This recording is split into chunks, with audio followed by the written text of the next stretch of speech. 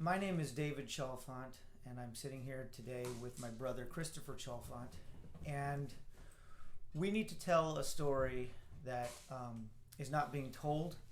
We attended the rally for the Trump Stop the Steal on December 6th in Washington, D.C., and we are, by the way, we are both not people who have a platform. We don't have a channel. We don't have a following. We're not private citizen reporters.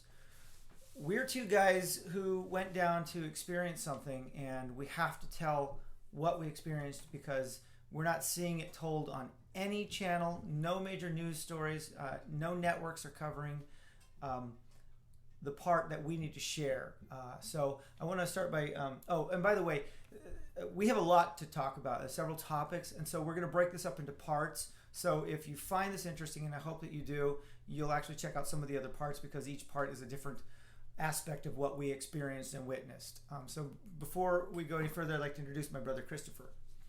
Yeah, I'm Chris. For the last 15 years, I'm a database analyst working to support 911 emergency call centers.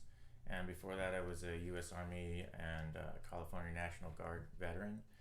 And I was really moved by what I saw on Wednesday. Christopher, if you could start by telling, real briefly, why did you want to go there?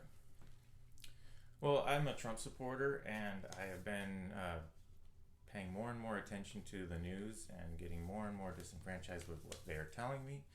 And this looked like it was just going to be so important. I wanted to witness it firsthand and just know what was really going on. Okay. And as for me, I didn't want to go.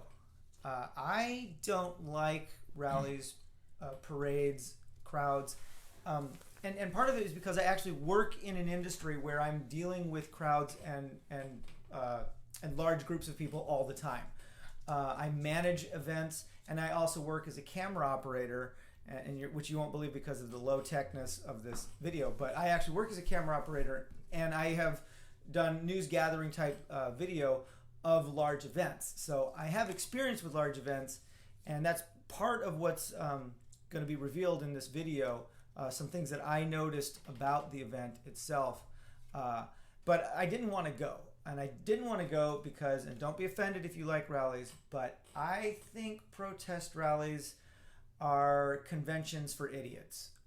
They draw idiots to them because there's a sense of anonymity that they can cause mischief in and share that blame with everyone around, good people, bad people, whatever. So you get a lot of problem causers at events, even no matter what they're for. But we all know that, and that's why I promised him that we wouldn't engage in anything that looked scary like that, and we would leave as soon as we felt like we should leave to make sure we avoided any of that situation. Absolutely, I made my brother promise we would stay on the fringe and observe, not get into any kind of anything, because of course we all, the media was preparing everyone for a big, rowdy, chaotic mess.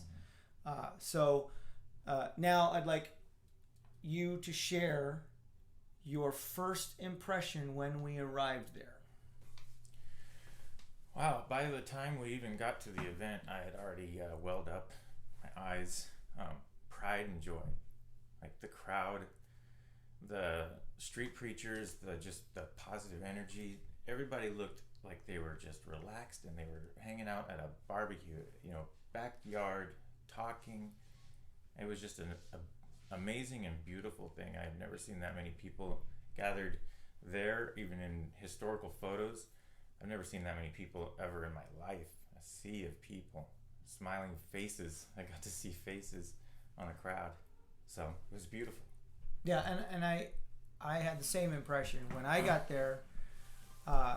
From a slightly different experience level, I had never seen, and I've seen big events, and I live in New York City, by the way, so I see big events all the time.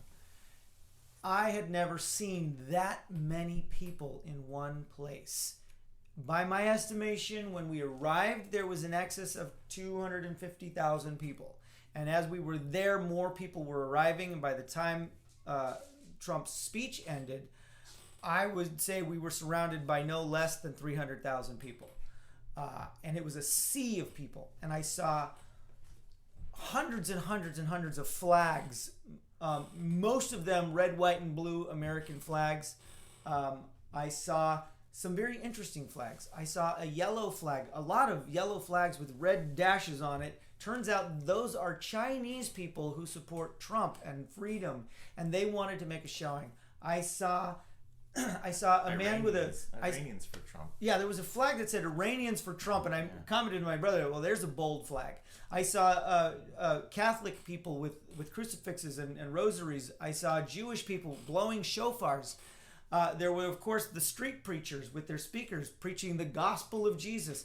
There was no hostile... There was every kind of people, every kind of person there. Nothing is except one.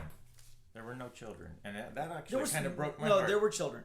There were some, but very little, very few children. It kind of broke my heart that they couldn't be there to see that, but there was obviously the crowd thought there was a potential for something bad to happen. Well, the media had been talking about the potential for bad happening, so and I think it was wise for parents not to bring their children. Honestly, it was wise not to bring the children to something like this. But there were a few children. But what mostly we need to... our observations later are going to matter so much more. Right, but we need to say that there was people of every color, every religion, every age. There were old people. I swear there were people with walkers. There were young people, and not in groups, intermingling with everyone. There was a funny old guy on a Segway that unfortunately slipped in the mud. And I will say this. In this sea of flags, I noticed one Stars and Bars Confederate flag. One. And I commented to my brother, well, there's an awkward flag. And I said, I wonder how much news attention that guy's going to get. And I predicted that you would see that flag in every single news story about the day. And I think if you've watched the news, you know that is actually true. But I can tell you there was only one in the entire sea. But here's where my experience with large events comes in. Because I noticed something that I don't think anyone else noticed. I noticed that there were no police crowd control. I'm sure. Everyone was at such a relaxed, happy. It was like an afternoon barbecue or a church camp. Okay, but there were no police roving around. There were no mounted police. You know, and if you go to any kind of event in a park or an outdoor rock concert or something, you have large groups of police presence. It's for crowd control. It's not about riot. I'm not talking about riot police. I'm talking about plain uniformed police walking around in groups or on bicycles or on horses or at barricaded areas where they don't want the crowd to go. So at a key moment, we're standing there, and there's in the middle of the crowd. There's a road that goes through there, and lots of these big tall trees, and all of the trees had several people up in there just kind of hanging out. They climbed the trees. Yeah, they climbed the trees to get a better view. Yeah. And we commented. Yeah, look at those people up in the trees. How come no one's telling them to get down? There was no one telling them, excuse me, you can't climb the trees. And no one to tell them. There was no one to tell them. Yeah. And we noticed this thing. No, I thought they were doing anything bad or that they even looked like they were in danger, but every time I've ever been at an event, anything small in my town, whatever, and you get on the planter or you go anywhere, there's a police officer comes over and says, come on, get back in the, get off of that or whatever. Yeah, any 4th of July parade, you have police barricades, you have police presence, you have, the crowd is controlled. You never let a crowd go without control. It's a disaster. And there's another thing that was missing that I noticed, and that's emergency medical technician or teams. There was no EMT teams walking around. Usually at an event, like go to a fireworks display or a rock concert in the park, and you're going to have EMTs walking around with backpacks in case someone has a medical emergency, so they can provide immediate attention. Yeah. There were no teams going around. There should have been, for a crowd this size, there should have been a line of ambulances ready in case someone had a heart attack. Okay. We've heard of 3 deaths from medical emergencies from that day. Right, but there was absolutely nothing there. Now, I'm not talking about the small area where Trump was actually making a speech. There was probably police presence and emergency medical teams there in that small area where the cameras would pick it up. But I'm talking about the ocean of people, 300,000 people up to the Washington Monument, which people were all around, and they weren't spray painting on it or vandalizing it or pulling down flags. They were embracing it. It was such and so there's the contrast here, okay? And I need to make the contrast. At the same time as I was noticing no police presence, there was no need for it. And when I say no need for it, I mean there was no energy of agitation or anyone trying to stir up trouble or... Well, there was that one guy. We'll talk about him in a second. Okay. But I'm talking about the energy of the crowd. The energy of the crowd was not aggressive. No, the crowd was so... It was not chaotic. All of the chants were positive. And if you want to call one at all controversial, it was the Stop the Steal chant. But there was no defund, no violent threats or calls for violence. There was none of that. It was all USA, USA, we love you, Trump, and Stop the Steal. Those were the chants. And it just was not a violent atmosphere. So I didn't feel fear, even though I knew there was a distinct lack of police and emergency medical presence. There was this crazy contrast. I've never experienced it before, even on if you've ever been in New York on a gay pride parade, there's dancing and singing and fun, but there's also a definite feel of, this could get crazy, There was no feel of this could get crazy. And I think we made that point clear. And just as a final note, the parents in the crowd knew, they had the sense not to bring their children to this huge event because there was just common sense at play, but the city didn't exercise any common sense to protect the crowd. And I think that's he's touching on why we're actually making this video, because this is Washington, D.C.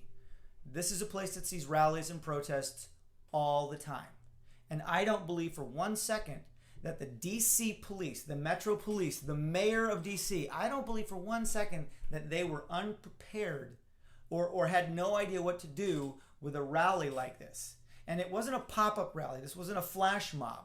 Okay, they had built scaffolding and put up giant IMAG screens so that the Trump's speech could be broadcast to this sea of people. There were speakers put up so that we could hear him, but there was no police presence. There was no crowd control. There was no emergency medical teams in place for anything that might occur. Because these kind of emergencies do happen at any big event. Right, any big event. Yeah. So what does that mean? And the reason why we're making this video is because, and we're gonna cover our evidence and our beliefs and our experiences over the next several sections or parts of this. But what we believe is that what happened on December 6th was intentionally set up to discredit and defame President Trump and all of his supporters. And we do not believe for 1 second any of the news. And we're going to talk about what we've seen in the news and compare it to what we saw in person there. And quite frankly, neither the news nor what we saw in person goes with the narrative. And that's the key word here. This is all a set-up narrative, pre-planned. Should we say the Democrats? No. Whoever pre-planned it. Our enemies planned it. Whoever pre-planned it, it was done to let's say Trump haters. Okay. Whoever planned this did it to defame Trump's legacy, knowing that everyone knows there's nothing we can do about the change of power at this point. Okay, so I think we got to make this clear. Yeah, we're going to move on to the next part too, so don't get into that. What we're saying is planned is the actual siege of the Capitol. Siege of the Capitol was planned, and what we're saying is we'll get to that, but knowing that no police were at the rally or the march is important. Yeah, and I think what we want to, when we get to the conclusion of this, what we want to persuade everyone to, and actually, this is a call to everyone who was at that rally. I want you to go and review your video, okay? And everyone was taking it. Look in your videos for police presence, okay? There should be police presence in everyone's wide shot, okay? When you were taking a crowd shot, you should see a group of police somewhere on bicycles with glow-in-the-dark notifications so that people could find them through the crowd, okay? You should see police with their little caps on. You should see groups of police, whether it's park police, metro police, whatever police is for that area. We don't know the area, okay? But there should have been police there, and you should see it in every single video that you've taken, okay? So review your video and look for it. And if what I'm saying is true and what my brother experienced is true and you experienced the same thing, then this is the story that needs to come out, and we need to start talking about this because it is not accidental. No mayor accidentally forgets to send police presence to a major crowded event. It just doesn't happen, okay? Yeah. So we're gonna talk about that through other experiences in the next parts, but that is and more is what we're going to try and reveal in these videos. So we're going to move on to the next part in the next segment.